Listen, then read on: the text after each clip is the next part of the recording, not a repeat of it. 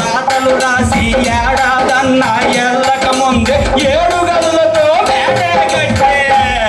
అరే 7 గదులతో మేడే కట్టి మేడ మీద ఒక శిలకను పెట్టే.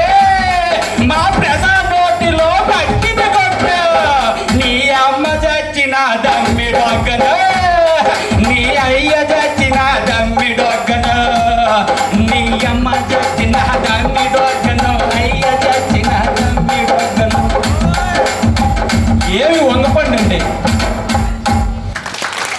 ఈ పాట అర్ధరాత్రి స్వాతంత్రంలో ఆ నారాయణమూర్తి గారు